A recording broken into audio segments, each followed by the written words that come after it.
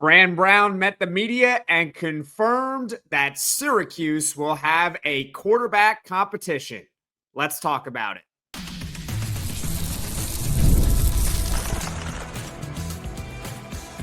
You are Locked On Syracuse, your daily podcast on the Syracuse Orange. Part of the Locked On Podcast Network, your team every day. Hello, everyone, and welcome in the Locked On Syracuse. I'm Jackson Holzer, and thank you for making us your first listen of every single day here on the Locked On Podcast Network, your team every day.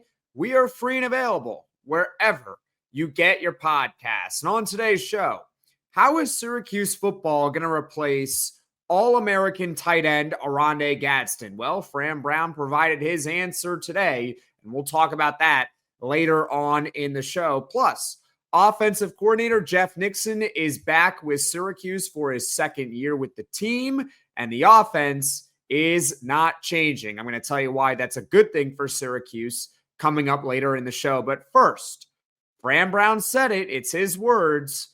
No one's spot is safe on Syracuse's depth chart, and that includes the quarterback battle. All that and more here on today's edition of Locked On Syracuse. Now, before we get to everything, today's episode is brought to you by Game Time. Download the Game Time app, create an account, and use code LOCKEDONCollege for $20 off your first purchase. So today was Syracuse's turn at ACC Football Media Day, and there were plenty of quotes going around today, and we're going to break them down over the next couple of days here on today's show. Specifically, we're going to talk about Syracuse's roster today, the fact that the offense is not going to change, and Fran Brown provided comments on how Syracuse plans to replace Oronde Gadsden for 2025. The first quote that really stuck out to me from Fran Brown's press conference today with the media is that nobody is safe on Syracuse's depth chart, and that includes at the quarterback position. Now, I've spoke about this before on this show, but in case you haven't heard it before, I love Fran Brown's mentality with his players. By all accounts, he is very upfront. He tells players what they need to hear, not necessarily what they want to hear, because after all, I think everybody wants to be told that they're the best. But Fran Brown is someone that gives it to players straight. He is no nonsense, all business at Syracuse, right? And by saying to the media that, hey, nobody's spot on the roster is safe, it holds the players accountable. And more importantly, it holds the star players accountable. It makes it so that the players are not complacent with their current position on the depth chart, because now they know, hey, if I don't work hard or if I underperform, I could be replaced, right? So it's a good mindset that Fran Brown has, that nobody's spot is safe no matter what. And he confirmed that with the media today. But let's get to the quarterback situation more specifically, all right? It is confirmed by Syracuse head coach Fran Brown that there will be a legitimate quarterback competition. Fran only mentioned two players: LSU transfer Rickie and Notre Dame transfer Steve Angeli. We all pretty much assumed that if and when there was going to be a quarterback competition, it would be between Rickie and Steve Angeli, but Fran Brown all but confirmed that today by saying only those two names and nobody else. So as far as the young guys are concerned, like a Rich Bellin, a Luke Carney, Jakari Williams, I think the earliest we see them is potentially 2026, barring any injury or significant underperformance this season. A reporter also did ask Fran Brown today specifically about Steve Angeli and why Syracuse went out and got him in the spring transfer portal. And Fran Brown mentioned a couple of things about Steve Angeli, which I think are important for this quarterback competition coming up here. Fran mentioned Angeli's leadership quality that he has. He talked about Angeli's performance in the 2023 Sun Bowl against Oregon State. For those that don't know, Steve Angeli in that game did a phenomenal job. He was 15-19 for 232 yards, 3 touchdowns and no interceptions. And he also mentioned how Angeli did an impressive job filling in at the end of the first half of the college football semifinal for Notre Dame against Penn State. He led the Irish to a field goal at the end of the first half. Let's also talk about the other quarterback, right? We just talked about Steve Angeli and what Fran Brown had to say, but now we can get into Rickie Collins. We did get a positive update with Collins, and it actually came from Rickie Collins himself regarding his hand injury. Collins was on Q Sports Talk today, and he told them that he is fully healthy and is embracing a quarterback competition with Steve Angeli. For those that don't necessarily remember, Fran Brown actually named Rickie Collins Syracuse's starting quarterback back in late March or early April. It was before the spring game. Rickie Collins does not play in the spring game. We don't find out until the day of, and that's because he was nursing a hand injury. We were hopeful that he was going to be ready for training camp, but you never know with injuries and how they're going to heal. Turns out that it healed pretty well, obviously. He is 100% ready to go. It also should be noted that Fran Brown naming Rickie Collins the starter was before Steve Angeli transferred to Syracuse. Overall, this is one of the best pieces of news that we got all day because, hey, first of all, it's good for everyone's well-being that everyone is happy and healthy, right? But it's really good for Syracuse's quarterback battle because it truly makes the battle legitimate. Unfortunately, this happens all the time in football and in any other sport where a player will win a position battle and get ahead on the depth chart simply because they're healthy and their competition is not healthy. And truthfully, I just want the best quarterback to win the starting job. I really don't have any sort of allegiance between Steve Angeli and Rickie Collins. I just want the best quarterback for Syracuse to win the job and help Syracuse win games in 2025. And I feel like most of you probably feel pretty similar to me. Whether it's Steve Angeli or Rickie Collins, we want Syracuse to win games. And therefore, we want the best quarterback to win the job this offseason. Well, because Rickie Collins is fully healthy, we're truly going to find out this offseason who is the better of the two quarterbacks. It's not going to be a scenario, knock on wood, where, hey, this guy was healthy, this guy's not healthy. We're going to just have to play him against Tennessee and hope that that player is good and then go from there. No, we're getting a legitimate quarterback battle. These two quarterbacks are healthy and ready to go. I throw it over to you now. Who do you think is going to be Syracuse's starting quarterback in week 1? Comment in the comment section below. Do you believe that it'll be Notre Dame transfer Steve Angeli, who's got a little bit more experience than a guy like Rickie Collins, but Rickie Collins has a little bit more athleticism than a guy like Steve Angeli? Comment your thoughts in the comments section below who you believe is going to be Syracuse's starting quarterback for 2025. They are both healthy and ready to go. Now, coming up, it kind of relates to Syracuse's quarterback situation, the offense in general, and the scheme. Well, guess what, folks? It's not changing, and this is a good thing for Syracuse football. I'll discuss why next on Locked On Syracuse.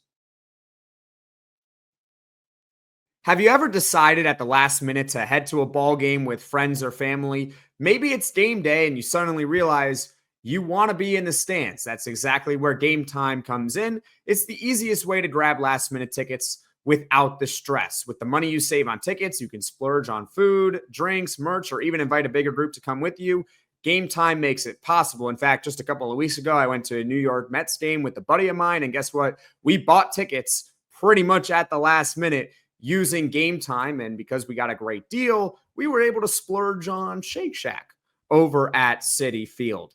Game Time makes buying tickets fast and simple. Prices on the app actually drop the closer you get to first pitch, and they've got incredible last-minute deals, clear seat views, and a lowest price guarantee that takes the worry out of buying. Take the guesswork out of buying tickets with Game Time. Download the Game Time app, create an account, and use code LOCKEDONCollege for $20 off your first purchase. Terms apply. Again, create an account, redeem code LOCKEDONCollege, LOCKEDONCOLLEGE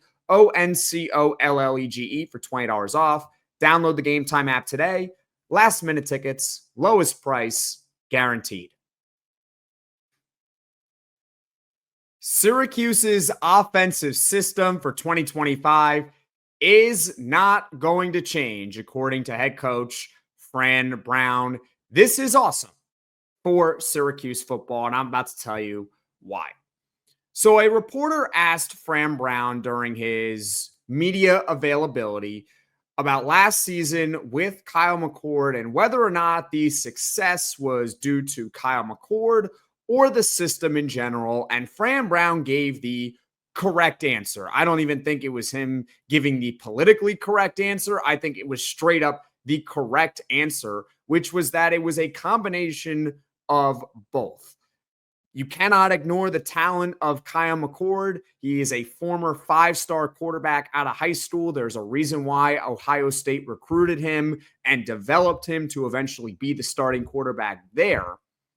But you also cannot deny that Kyle McCord got better when he was with Syracuse compared to Ohio State. And it's because he was placed in the perfect system that maximized his overall ability, which overall, I mean, that's the job of coaching.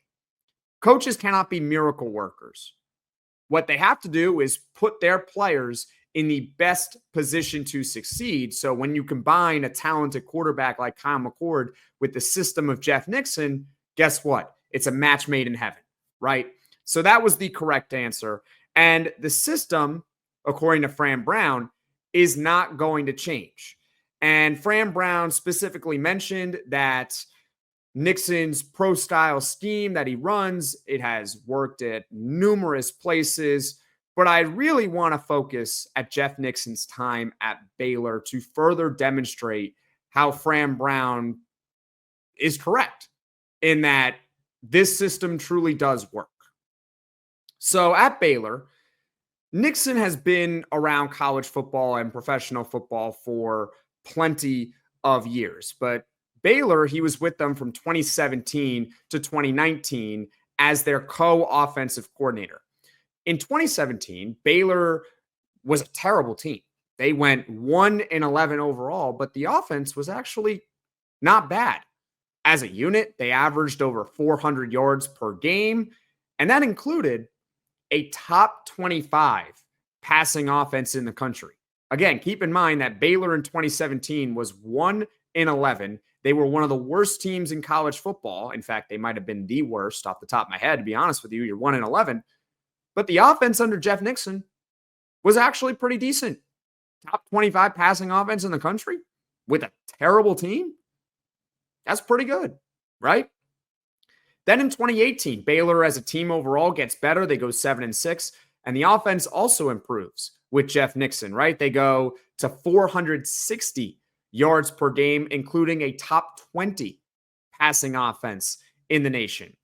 Then in 2019, Baylor does get better as a team. They go 11-3. The offense does regress a little bit under Jeff Nixon, but it was still very good. They averaged over 420 yards per game, and the passing offense ranked 43rd in the nation. So while Jeff Nixon was at Baylor, they had a top 25 passing offense in 2017, a top 20 passing offense in 2018, and the 43rd ranked passing offense in 2019. All good to very good totals while he was over at Baylor.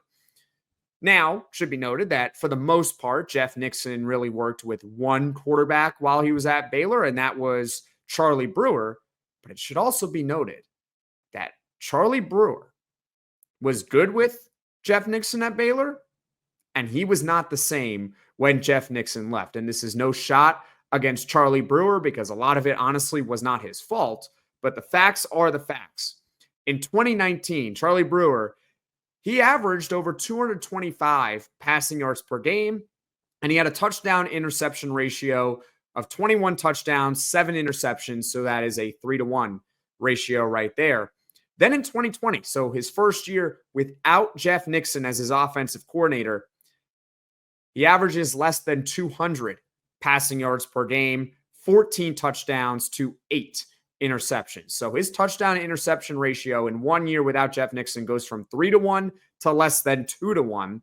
Brewer then, over the next couple of seasons, he transfers to Utah and Liberty. Unfortunately, he deals with injuries, and he was never the same quarterback. Again, it's not to put down Charlie Brewer, but more so about how Jeff Nixon maximizes players. He gets the most out of his quarterback, which is why I have a lot of faith in Jeff Nixon and in this offense that even without Kyle McCord, they are still going to be a good offense. Are they going to be the number one passing offense in the country next year? Probably not. Probably not. And that's okay.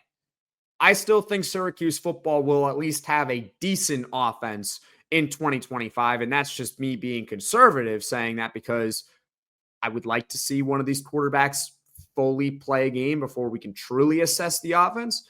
But I do think it'll be pretty good. And by the way, Kyle McCord is another example that I mentioned earlier about how someone got better with Jeff Nixon as their offensive coordinator. In 2023, Kyle McCord was at Ohio State.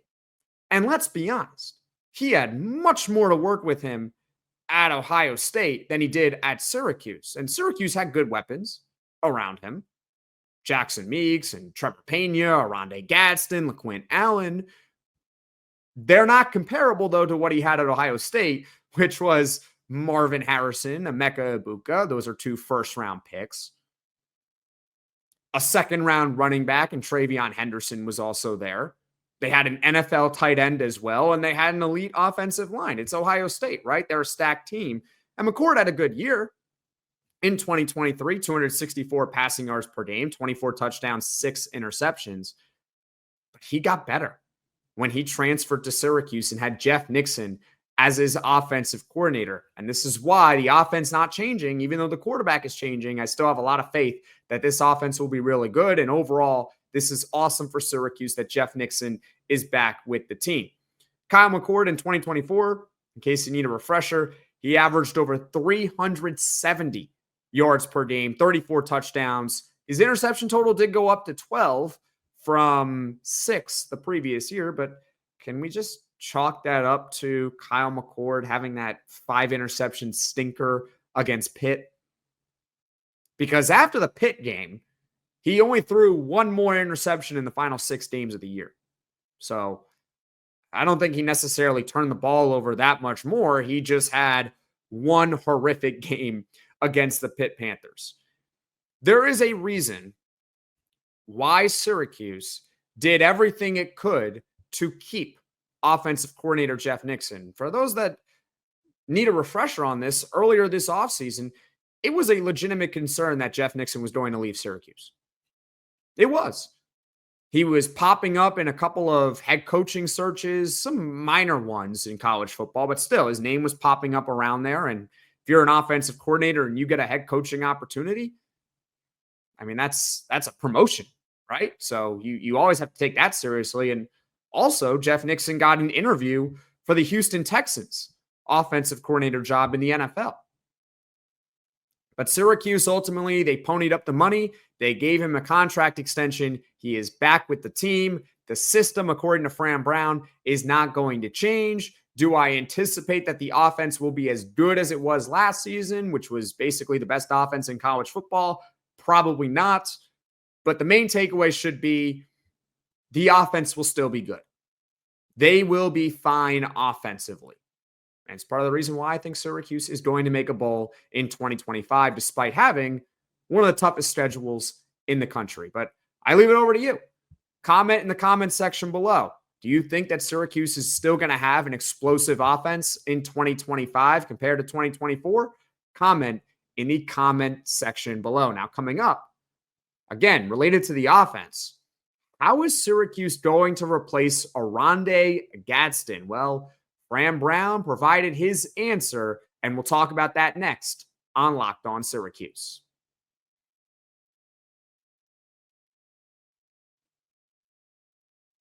We really haven't discussed this that much this offseason. How is Syracuse football going to replace Oronde Gadsden? Comment in the comment section below right now your thoughts before we get right into what Fran Brown had to say. The reason why on this podcast we really haven't touched on this is because we hadn't yet gotten any sort of answer how Syracuse was planning to replace Oronde Gadsden. They did not go out in the transfer portal and get a tight end this offseason, which means that the only thing we did know was that the replacement was going to come from within.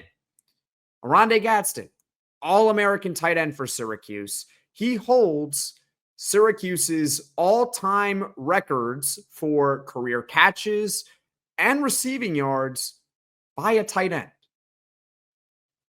He is one of the best players to play for Syracuse football. I understand their history, but he is the record holder for career catches and career yards by a tight end. And to me, that makes him one of the better players to ever play for Syracuse football. He was pretty damn good.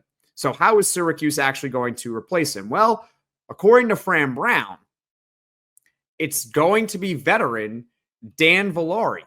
Dan Villari is 6'4", 235 pounds. He's a redshirt senior. He actually played a much bigger role for Syracuse in 2023 compared to 2024. And we'll discuss more in depth when we do the tight end preview podcast. I don't want to burn all the material now before we get into a tight end preview podcast on this show, which will be either later this week or sometime next week when we still do the position previews for next season. But I know many of you might be wondering about Jamie Tremble. He is a true sophomore tight end. He was a 4-star recruit in the 2024 recruiting class. He only caught one pass last season, which I believe came against Holy Cross, and he played mostly on special teams last year. And quite frankly, there wasn't much reason to play Jamie Tremble a year ago because obviously Oronde Gadsden was there and he was healthy the entire season. And Dan Villari was the perfect backup. And he did things differently than a guy like Oronde Gadsden. He was more lined up on the line of scrimmage, used as a blocking tight end, whereas Oronde Gadsden was used more as a receiving tight end for Syracuse last year. So there was no reason to have Jamie Tremble really on the field that much on the offense. Now, as far as what Fran Brown had to say about Jamie Tremble, he raved about his development and his work ethic.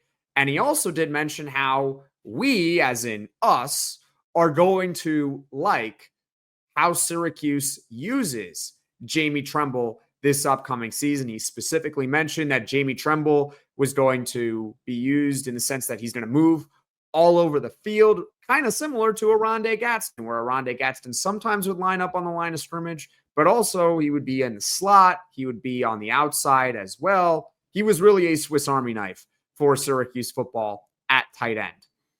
Now, for now, here's really my interpretation as far as what Fran Brown is saying, because again, he basically said that Dan Villari is the guy and that Jamie Tremble is working really hard and he's developing.